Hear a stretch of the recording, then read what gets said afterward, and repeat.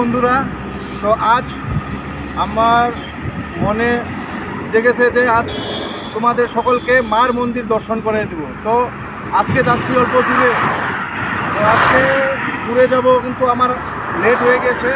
তো এখন বাজে 6টা, আরও আগে যাইতে লাগছিল, কিন্তু এখন কি হয়, মার কৃপায় চলো যাই, দেখে আসি মার মন্দির।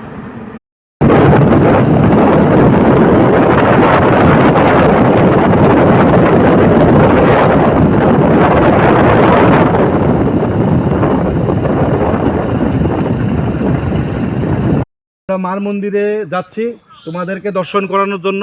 আমি তো বহুত আগে আসছিলাম, তো রাস্তাটা ভুলে গিয়েছি, তো গুগল ম্যাপের সাহায্যে যাচ্ছি আমরা। গুগল ম্যাপে দেখাচ্ছে আরও 15 কিলোমিটার আছে, তো ধৈর্য ধরে আমাদের সাথে থাকুন, মার মন্দিরে নিয়ে যাচ্ছি। আমরা মার মন্দির তো মার দর্শন করে নিই আমরা। এই সেই মার মন্দির আমরা পেয়ে গেলাম। কত বছর ধরে পূজা করি? আমার আজকে 6 বছর হলো। তো আমি সকল দর্শক বন্ধুদের বলতে চাই যে এখানে কালীমার প্রতিমাটা দর্শন করতে সবাই আসাম থেকে বা নানান জায়গা থেকে আসে। তো আপনাকে দুটা কথা বলার জন্য অনুরোধ। একটা মন্দির আজকে মোটামুটি 79 এবার 80তে চলছে। 80 বছর পূর্ণ হলো। তো এই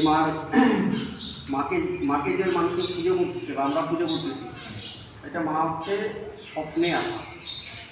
মা স্বপ্নে এই মা আসছিল, তারপর থেকে মার পুজো হয় এবং এই মাকে সবাই খুবই শ্রদ্ধা আন্তরিক ভালোবাসে।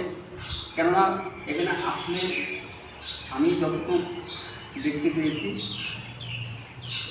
লোকের মনস্কামনা পূর্ণ।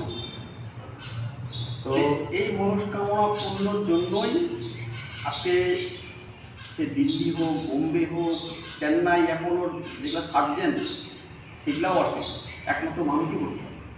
মানতি করার পরে তাদের সফল হয়, তার যা দেওয়া সেটা দিয়ে দেয়। কী দেয় সেটা আমি বলবো, ওনাদের যেটা মনের কামনা সেটা ওনারাও দিয়ে দেয়।